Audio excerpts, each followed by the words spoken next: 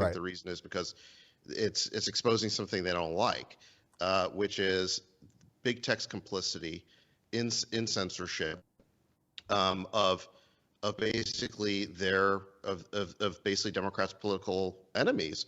So this is the last thing they want to expose. I just want to make one other comment about FBI involvement here.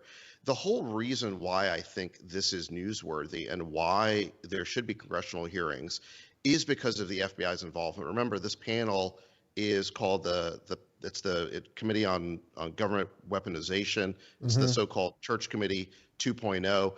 It's the involvement of the FBI in the Hunter Biden laptop story that makes it relevant. It's not just executives of a private company who are making these decisions because of their political bias. If it was just that, I don't think there would be that much. It still wouldn't be right, but there wouldn't be as much to investigate. The manner in which, though, the FBI influenced Twitter is really interesting. I don't think that it's a clear-cut case of the FBI ordering Twitter to do something. It was much more subtle than that.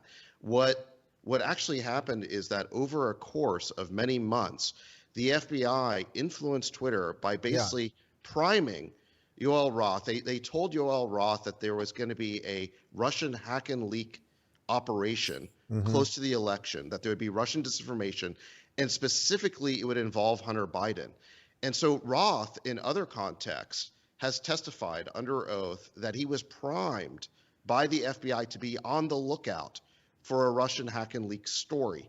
And that is why he has previously testified that they jumped on it and basically engaged in censorship. Now, at this committee, mysteriously, you saw in that clip with Jim Jordan, Yoel Roth had just mysteriously forgotten about that, his previous testimony about this point.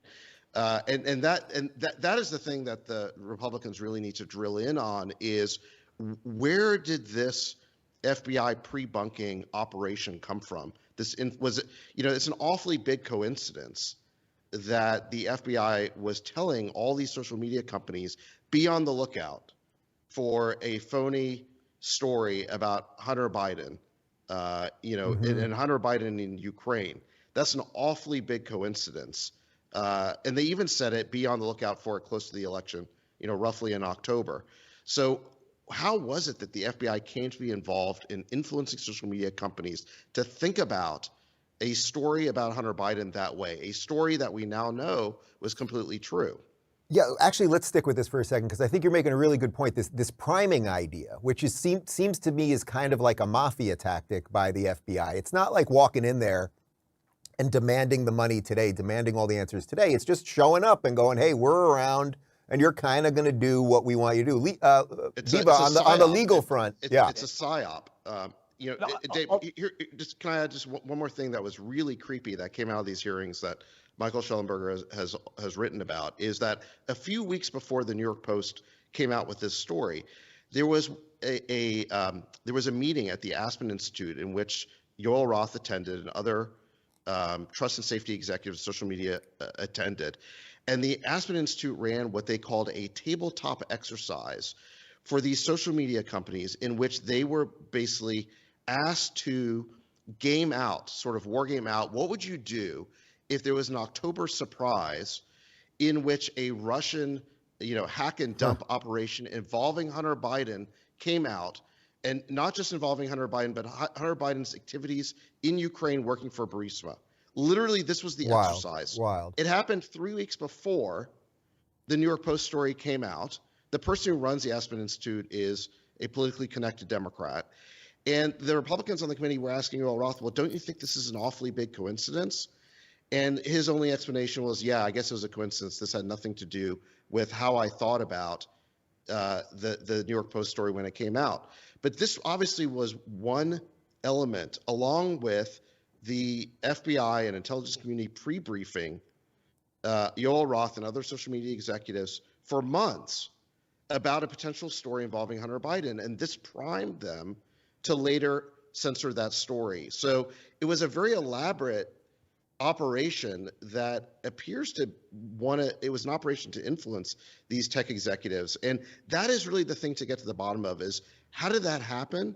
And was it really just a coincidence? Because an awfully big coincidence. It's wild. Yeah, Viva, bring us home on this one. It's beyond priming. I mean, this is like the mafia showing up and saying, you have a lovely social media company here. It would be a shame if something happens to it. It's priming, or it's basically threatening. And it's an iteration of the wrap-up smear. Like, what they're basically doing is getting the media companies or the tech companies to do what they want them to do by planting the seed there and then running with it afterwards, so they can pen an open letter saying it's Russian disinformation, or the Hunter Biden laptop has all the hallmarks of Russian disinformation. The same FBI leaks phony stories about PP in Russian hotels, so that they can then have Yahoo publish it, so they can then invoke it before the courts. It's an iteration of the wrap-up smear, information laundering, or in this case, disinformation laundering. And it just shows the extent to which Twitter had been acting as a de facto branch of the intelligence community. Yeah, well, and Dave, I know you want to move on, but just one final point on this is, remember, Zuckerberg, when he was interviewed by Rogan, said the same thing that Yoel Roth had previously testified about, which is the FBI came to Facebook and said, be on the lookout for this type of story. It's also the same story that, as Viva just said, there were 50 former security state officials who wrote a letter when the New York Post story came out claiming this was all Russian disinformation. So in other words, you have these former security state officials in their letter maintain this line about Russian disinformation, and you have active FBI officials claim that it was Russian disinformation, and you have former FBI official Jim Baker inside of Twitter basically leading the charge saying it's Russian disinformation. How did they all synchronize on the same story? It's one thing to synchronize on a story when that story is true, but when that story is a lie, when it's false, we now know this was not Russian disinformation. This all came off of Hunter Biden's laptop, but yet they all synchronized on this lie. Here, you know what? Let's actually continue with this, because I think this is what everyone is on everyone's mind. So we're going to drop we were going to do something about Trump and DeSantis. We're just going to let that go at the end. We'll do a little more on State of Union in a minute. But Marissa, to David's point, the sort of lie laundering, I am absolutely obsessed with this, how these lies work through the system and somehow get to the New York Times and the anonymous sources, and that they're all kind of in on it together. Right. You talk about mafia, lying, and threats. How do we talk about censorship without talking about the fact checkers? The fact checkers sound like a small thing, but it's actually a massive thing. And I'll share an experience here that we've had at PragerU. So we produce content. There is a company called NewsGuard. NewsGuard claims that they're the arbiters of truth. Right? They get to determine what is misinformation and what is information that is allowed out there. When we produce content on what they label as misinformation, they label PragerU and Daily Wire and Federalist and all these other companies with this rating as if we are making fake news. And of course, they'll give CNN and New York Times, and those who behave according to their standards, they'll get a great rating. Now, why is this important? We wouldn't even care about NewsGuard. We track down, where does the money come from? Who are the supporters of NewsGuard? We found that $750,000 was wired to NewsGuard from the Department of Defense. And so when NewsGuard applies pressure on media companies like ours, and we receive threatening emails from NewsGuard saying, why did you post this about COVID? Why did you post this about the lockdowns? Questioning us and pressuring us to take down content that they don't like. That is very, very fishy. And we know that NewsGuard partners with these tech companies. They partner with Facebook. They partner with many other tech companies. And so how can we say that there is no government involvement when there is actually financial wires coming out of the government into these fact-checking companies, and the fact-checking companies have partnerships with the tech companies?